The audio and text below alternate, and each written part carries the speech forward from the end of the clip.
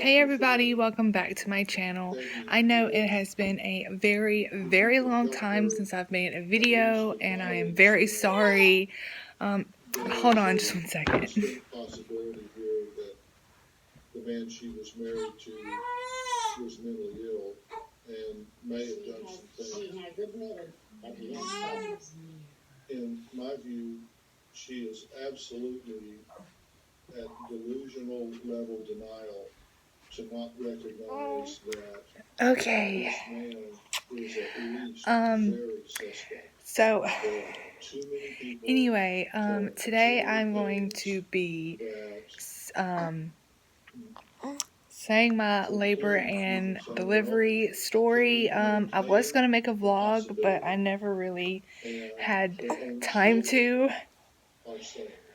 But anyway, let's go ahead and get started with the video. Okay, so my doctor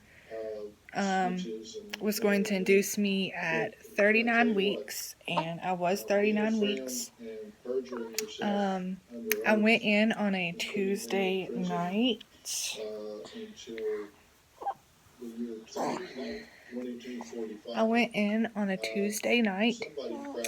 And they started with the cervical pill because I wasn't thinned out enough and I wasn't dilated. So Tuesday night they put the cervical pill in me, and they checked on me throughout the times through the night, and the next morning I wasn't dilated much at all either. I think around Wednesday, I think afternoon or night is when they put the Pitocin in me, and by that time I was already like 5 centimeters dilated.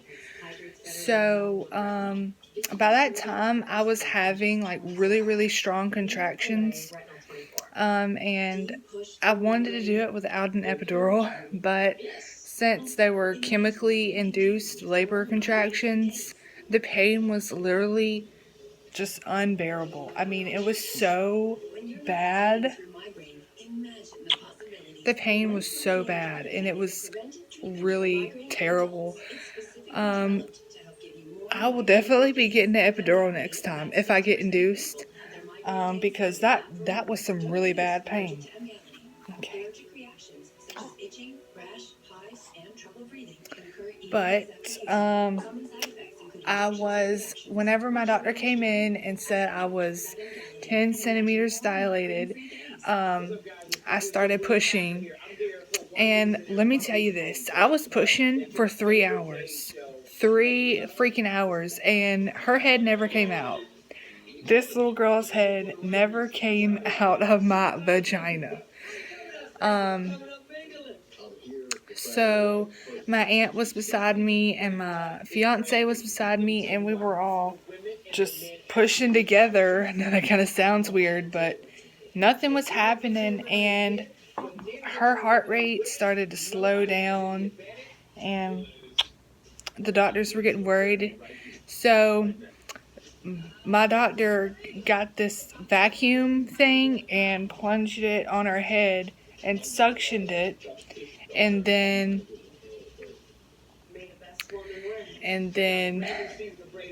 he pulled her head to the side this way and to the side and lifted her head up, and it just pulled her right out because her head was 13 centimeters all around. So unfortunately I got a 2nd degree tear and episiotomy, which was very freaking painful. But I will drop some clips right here of when she was born and when she was laid on my chest and everything. But yeah, it was honestly the most beautifulest moment, even though it was really hard to push for 3 hours. But oh, I forgot the epidural. It really didn't hurt when they put it in. The nurses and my aunt was in there to help me. But I didn't really feel anything at all. But after they put the epidural in, I was feeling nice. I was feeling really, really good because the pain was just unbelievably bad. But yeah, after she was placed on me, they wiped her down, put her on me, and then they took her back off, got her measurements. She weighed 8 pounds and 7 ounces and 21 inches long. And she was just a really healthy baby. She didn't have any problems, except for she did have a little bit of jaundice, which I'll explain a little bit later on. But after they done her little tests and everything, they placed her back on me for a little bit, and then I choose to breastfeed.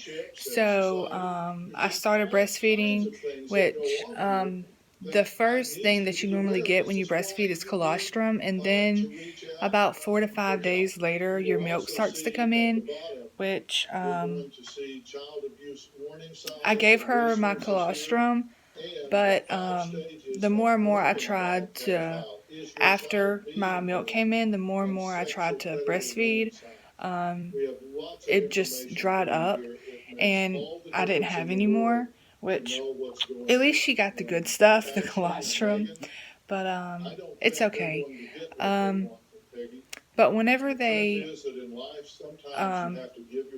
she got done breastfeeding, they put me in another room, and I was just so exhausted. Oh, and let me tell you, I was pushing so hard that my body was literally aching all over.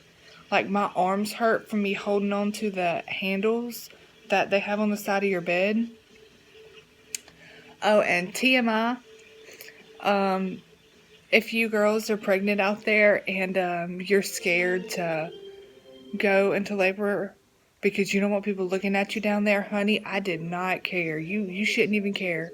I spreaded my legs, and this is TMI. For my family who's watching this, I just skip over this part. But I spreaded my legs, and I'm like, get this baby out now. I was not even nervous. I'm like, get her out now. I don't care who looks. There was nurses surrounding me, and my doctor is a male doctor. I did not care. The pain was just unbearable. I was ready to get her out and hold her. But once they put me in my room, I was so exhausted, and I was so exhausted, but I didn't want to sleep because I wanted to watch her and see how she was doing. But I did get a little bit of sleep. We stayed in the hospital for about, I think, 4 or 5 days. But so once I was in my room, I couldn't go to the restroom without calling a nurse my first time. So whenever I called my nurse, they put these big, huge diapers on you and mesh panties. And yeah, and it's really bad down there. Everything just looked different because you just got done pushing a baby out of your pookie. So everything is different. So, and then your body. Luckily, my belly went down a really good size. It looked like I was about 4 months pregnant. But I think that was pretty good. And I'm still working on losing some fat and some weight. But anyway, the nurse helps you bend down and go to the toilet, and then you have this little squirt bottle that you have to squirt down there to make sure everything's clean. They really don't want you to wipe, which is really gross. They don't want you to wipe, just spray water on there. So that's what I did. And they give you these ice packs, like pad sickles, and they put it down there, and oh my goodness, that felt amazing. That stuff was really good. Yeah, trust me, you're gonna want to get some pad tickles. But it was kind of really hard for me to walk because the epidural was still wearing off and everything. But that first night at the hospital, I'd say was pretty good. And then the next day, they came in and said that she had jaundice. So they had to put her in an LED light, or not, it's either UV or LED. I forgot which one. I think it's UV. I don't know. I done forgot. But they put her in this UV light, and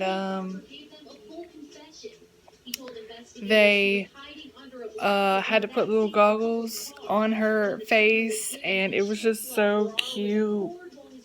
She was so precious. But I was, some people say that there's a chance that you can get baby blues or not PT, but postpartum depression. I had a little bit of baby blues, but not really much. It's just because I wanted my aunt and my fiance was there, and I wanted to help out as much as possible, but I understood that I needed to rest and everything, so that was that.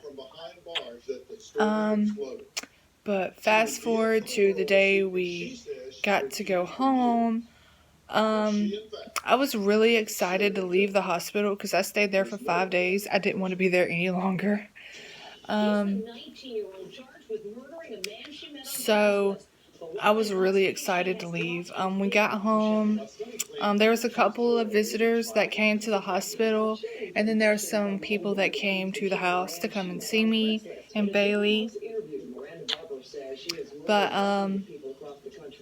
yeah, my labor and delivery it started off good, and then it just got worse because the contractions wasn't natural. It was medicated, so it makes it more painful.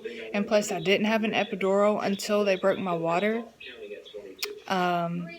Which when they broke my water, that hurt tremendously bad. And yeah. But I'm so glad she's here and that she's healthy now.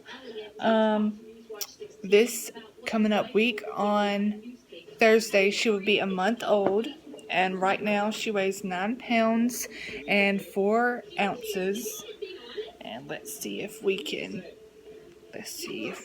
can see her. Okay, so this is Bailey. Hey, Bailey. Thank you so much, guys, for watching this video. I am still currently trying to make more videos. But I'm sorry that I didn't post anything recently. Everything has just been really rough. The first month or so, you need to have all dedication to your baby, and I finally got time to make a video, so yay. But anyway, thank you guys for watching. I love you guys, and have a great day. Bye. Like a Hellcat.